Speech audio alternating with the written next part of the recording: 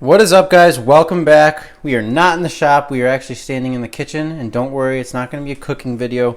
Today we're going to talk about what is inside of my junk drawer in the kitchen. If you guys haven't subscribed yet to the channel, please consider doing so. Like the video. That'll be the last time I say that. We're going to make this video as fast and concise as possible. So here's kind of what I've come up with for a layout and a setup of my junk drawer. I have a shop that is detached from my house. It's about 20 feet away from the door. And it's kind of, just a short walk over there, but that's loaded up with all my tools. I have a couple other tools in here in the office that I use for my firearms and stuff like that, but this is my junk drawer. This is my, let's see if I can get it done without having to walk outside in the snow or, whatever. So let's just go left to right. We'll start with the boring stuff and move over to the fun stuff. So I have a fat Sharpie, probably for no other reason other than it's just a good place to keep it. I don't really need this much, but like when you get a package and need to send it back, like return, you can kind of scribble out your shipping label. Really like having that for that reason. A couple other regular Sharpies, just Amazon Basics brand, nothing fancy. Permanent marker. I am really big fan of these.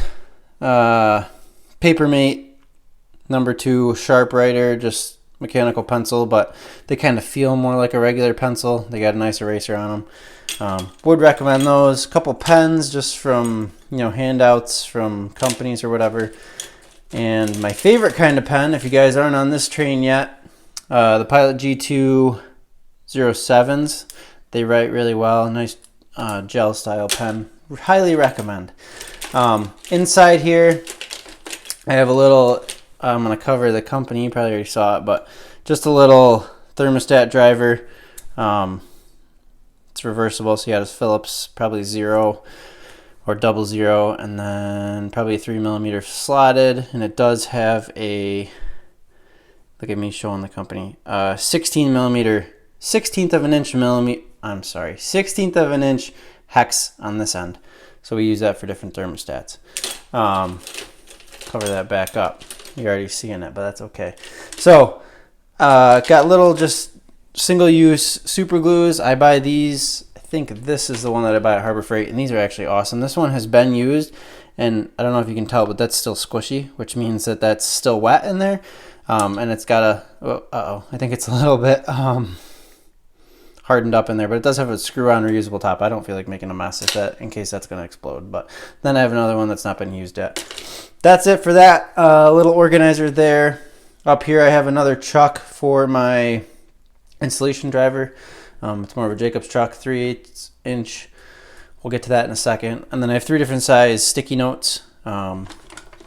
This is perfect for in-the-house use. Stanley Fat Max 16 foot. It's kind of small, fits in the hand. Girlfriend can use it without it being too much.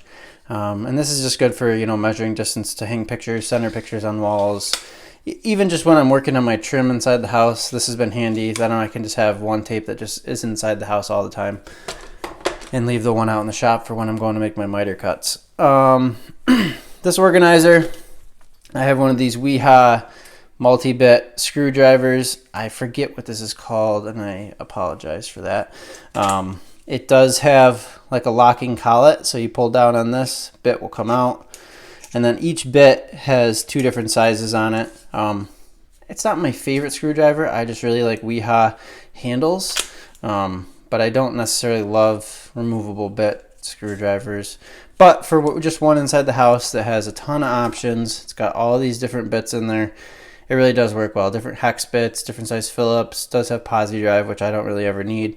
Square drive, some Torx, and then some slot, just regular slotted. So I really do like that. That carousel is really nice.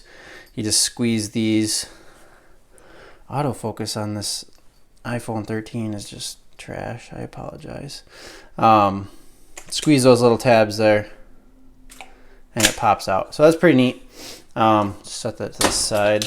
Just a cheap, real cheap. I think this comes in like a 3-pack, different sizes at Home Depot for like $3 or $4, or maybe Lowe's. I don't even know what the brand is. Project Source, I believe that's Lowe's. Sorry guys, I apologize.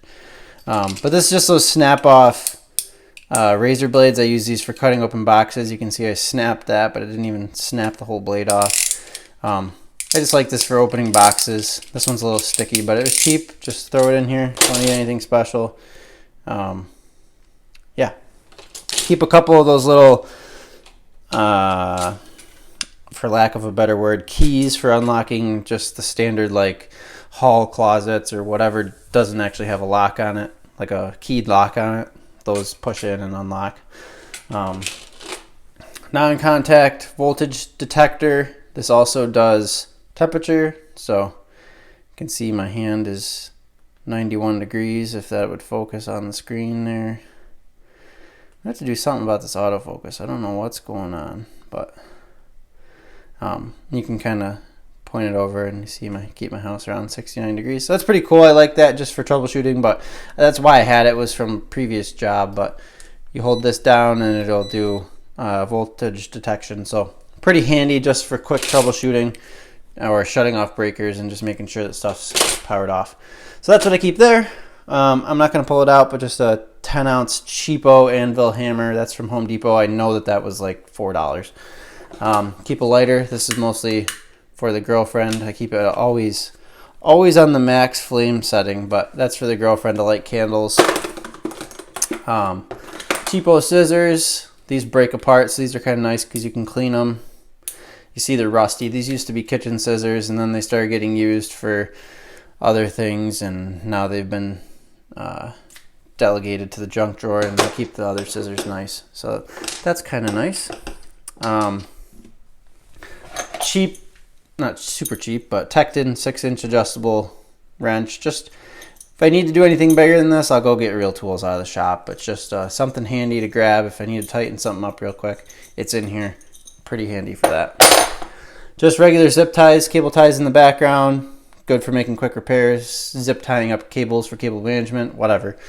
You guys know the deal if you're watching this channel. I'm sure you know what's up with the zip ties. We have a little bit set. This is cool. It comes with like a ratchet style. This is 1/4-inch drive, but more standard like what you'd see on an impact driver. Wow, this autofocus is just, there you go, you can see. So if you put a bit in there, bear with me. Now I have a 1/4-inch socket driver, and it's got really fine teeth, reversible. It's super handy. I don't use it a lot, admittedly, but it is there if I needed it. And same with this extender. So what's nice about this is these are interchangeable with my installation driver. So if I was to need one of these various bits, it comes with a ton of different bits. These are all impact rated, but this Milwaukee installation driver is super handy. Hold on, let's get this focus figured out here. We'll put this back. Jeez, we're all out of focus. It's like it's my first YouTube video. Put that in there, leave that away. But what's nice about this, so Milwaukee installation driver runs off the M12 system, 12 volt, little batteries.